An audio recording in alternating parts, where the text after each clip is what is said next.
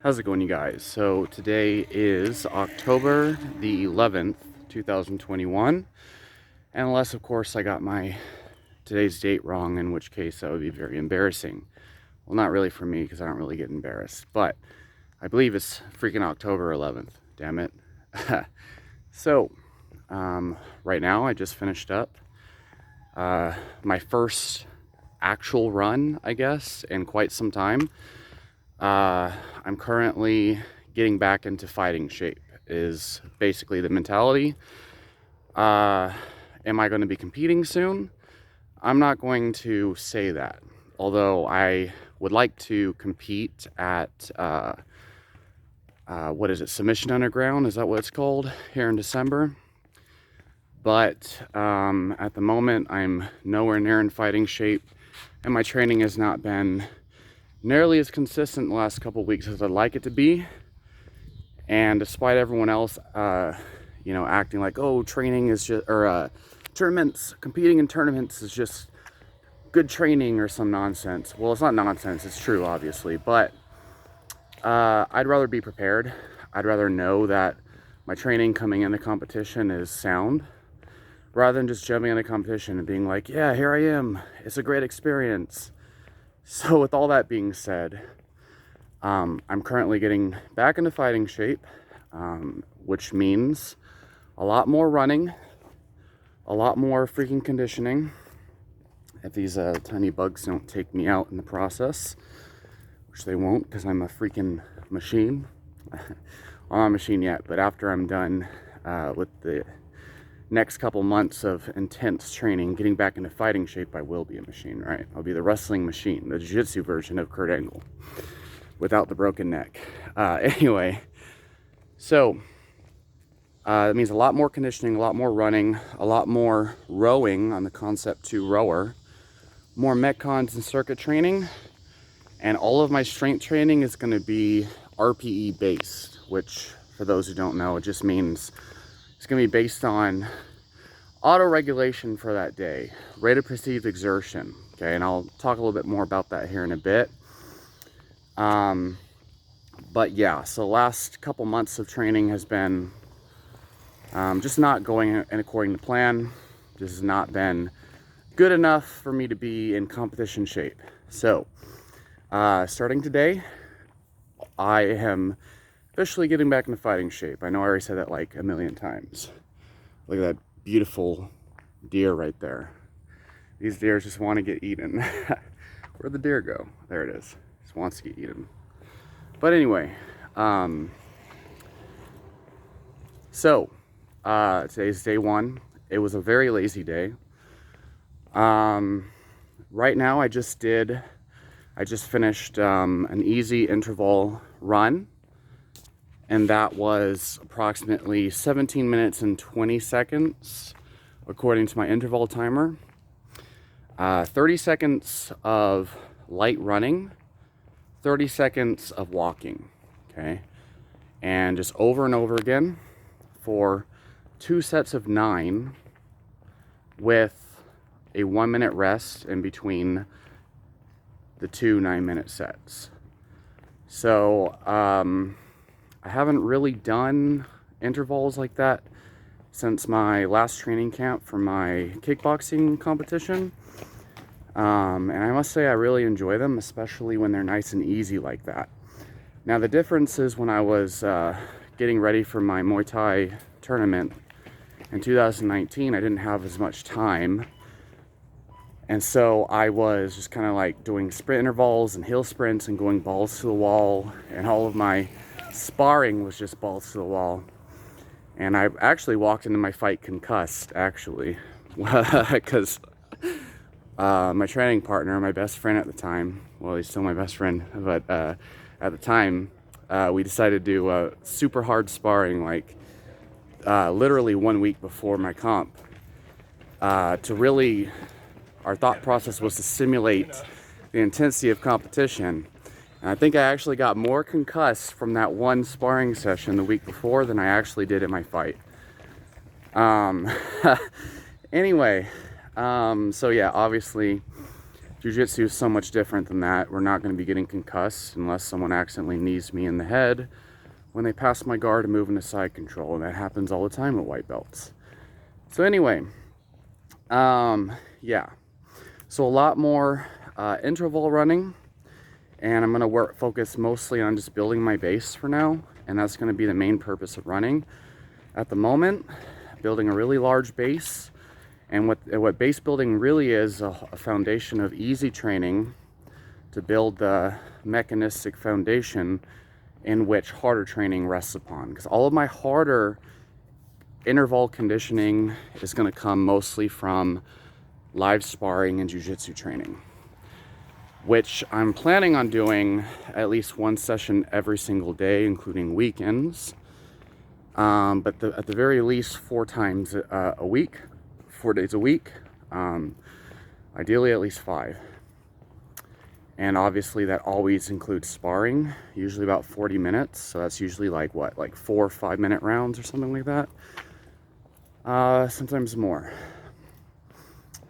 And on top of that, I'm planning on doing more hill sprints and intervals in the Concept 2 rower, and probably some metcons, meaning lots and lots of burpees, devil's presses, and rowing combined. So on top of that, I'm going to be, well actually, as of today, I think I'm planning on changing my my lifting completely over to using auto-regulation and scientific principles rather than grinding myself into the ground with 12 and 20 rep maxes using 5-3-1, which was absolutely grueling but fun. Fun killing myself, but grindy, grueling, and unnecessary. So yeah, the feeling like I want to pass out after a 20 rep max deadlift on the what they call first set last, great feeling, but not conducive to a whole lot of training goals that I'm involved in at the moment. Although I was getting a lot stronger really fast. Like, one thing I like about 5-3-1 is pretty much you start pretty damn light. You don't know what 5-3-1 is, you need to read into it and probably buy the book, the second edition ebook, to really understand it. A bit complicated. It's pretty damn complicated actually, just because of all the terminology. But once you read the book and the material, and you get an app on your phone that does all the shit, the calculating for you, pretty simple program. But basically, you start really, really light, and you do an AMRAP set at a different percentage every single week on all the main lifts. And usually that AMRAP set goes anywhere from 8 to sometimes 15 reps. And if you're like me, you'll literally like go to failure and end up hitting like a 15 to 20 rep max every single set, which is crazy, especially on deadlifts and squats. Bench press and especially overhead press, not really that hard for me at all. But yeah, so anyway, on my last session, on my 3rd week, I hit my previous my previous 7 rep max on overhead press for like a set of 13. It was like 140 pounds for a set of 13, which is pretty damn crazy for overhead press. And just the fact that it was like my 7 rep max a couple months ago, and now I was doing 3 sets of 5 or 5x5 with 140, but I hit a 13 rep max with it now, so that's pretty incredible for overhead press. But anyway, point is, yeah, I'm not going to be doing that anymore. What I'm going to be doing is prioritizing my conditioning and my jiu-jitsu, and then I'm probably going to cut out deadlifts altogether for now, probably just doing speed deficits and focusing more on the Olympic lifts. And the main reason here is the amount of fatigue that's generated from hitting, anything relatively effective, any percentages that are actually effective on deadlifts, it's not worth whatever adaptations I might receive, not at the moment. Now, if I decided to enter a powerlifting competition, then of course I'd hit the deadlifts in the ground and I'd make great progress. But the other thing is, deadlift is probably the one lift you don't actually need to execute and practice on a regular basis to get stronger at it. There's conflicting opinions, but especially if you're not deadlifting 600 pounds yet. I mean, even at that point, if you're doing power cleans, clean and jerks, snatches, and back squats on a regular basis, and especially if you throw in some pin lay rows, you really don't need to be deadlifting in order to increase your deadlift, as crazy as that might sound. But, so I'm going to be focusing on my clean and jerks and my snatches, and probably doing a lot more Zercher deadlifts, Zercher squats, and front squats. And knowing me, I'm not going to be able to stop myself from doing back squats, which should be fine as long as I wear Olympic weightlifting shoes. You know, lifters is what they call them. So squat shoes, I've noticed, reduces the amount of fatigue I get from squatting heavy. Probably because my body's more upright and I'm using a lot more quads and abdominals, and I'm fatiguing my posterior chain a lot less. So when I squat barefoot, or if I squat in flats, or if I squat in my Metcon shoes, typically I notice a lot more posterior chain engagement and a lot more fatigue as a result. And a note on that: 20 rep max deadlifts on Saturday, followed by 20 rep max squats on fucking Wednesday. Best believe my lower back is fatigued as fuck.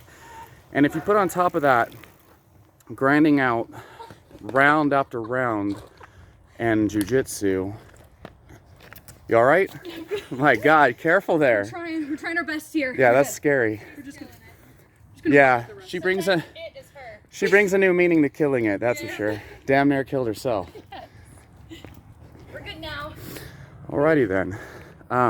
So yeah, what was I saying? Oh yeah, 20 rep max fucking deadlifts on fucking Saturday, followed by 20 rep max squats on fucking Wednesday, and basically be falling flat on my face like that girl damn near did on her rollerblades.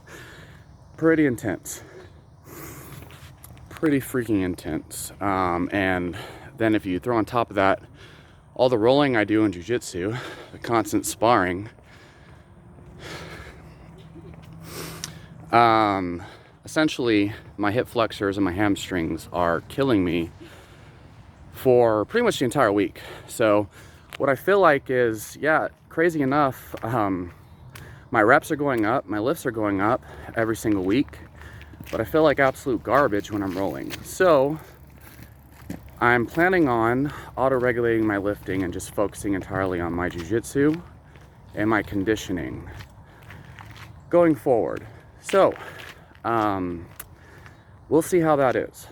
And I guess I didn't really say it yet, but pretty much I'm planning on vlogging this entire experience moving forward, because I just feel like I need some form of tracking for myself. I'm pretty damn unorganized in that regard. And I think it's a bit more motivating for me and keeps me on track a lot better. And also, it helps all of you all follow me on my journey, and maybe it'll inspire you all. And yeah, whatever, right? So let's see, what does my diet look like currently? My diet. So, currently I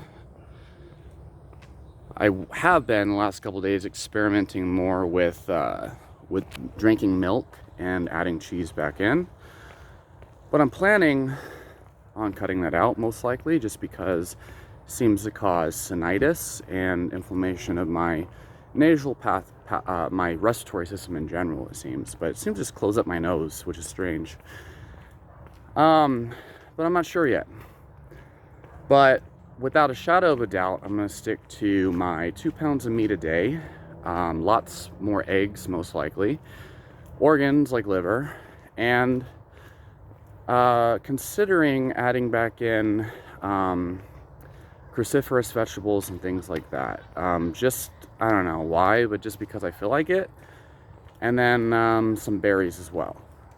Probably going to be in ketosis 90% of the time, despite the berries. just because I'm training so hard. But primary reason why I'm doing this is because I notice anytime I try to add honey or you know, a larger concentration of carbohydrates in general, even if I'm training really hard, I just feel tired, lazy, lethargic, and it just doesn't work very well for me.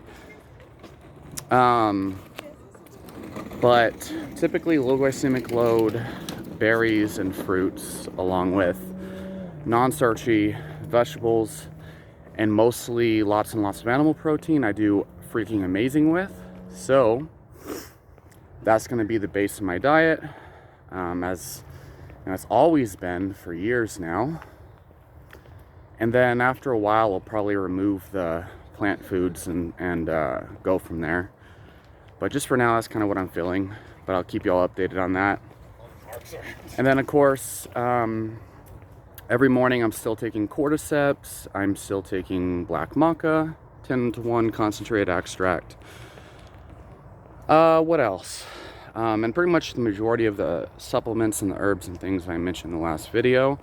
Although I've kind of reduced my dosage recently from like a whole teaspoon down to like 1/4 of a teaspoon. And what else?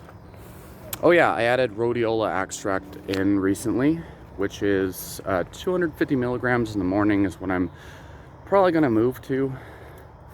I just made a video about it earlier today. So if you're more interested in the details on that, you can check it out. And then also ordered some Mucuna Prurins, but this time from a really cheap company called NutriCost. So we'll see how that affects me and how it works. I like the rhodiola, although I notice if I take too much, it definitely has too much of a serotoninogenic effect, where I feel an edge of depression and a bit too sedative. But the Mucuna is actually 500 milligrams per serving, 40% L-Dopa. That's a lot of freaking L-Dopa. That is, fuck, what, like 500, 40% of 500 is 225? My math sucks. Something like that, 220. Anyway, quite a bit of L-Dopa per scoop. And that will obviously have a differing effect of Mucuna, or of rhodiola. But rhodiola has also been shown to upregulate the D2 receptor, which can, and also, and basically what that means is it increases the sensitivity of the receptors of dopamine. So probably going to enhance the effects of Mucuna. So yeah, good stuff. And yeah, so I will update you all coming up soon on the rest of everything else and what I'm doing. Maybe I'll make a video every day, we'll see. Yeah, and if you want to see more of these videos and you like this type of content, these vlog type update videos, I guess, post down below and let me know. And yeah, talk to y'all next time.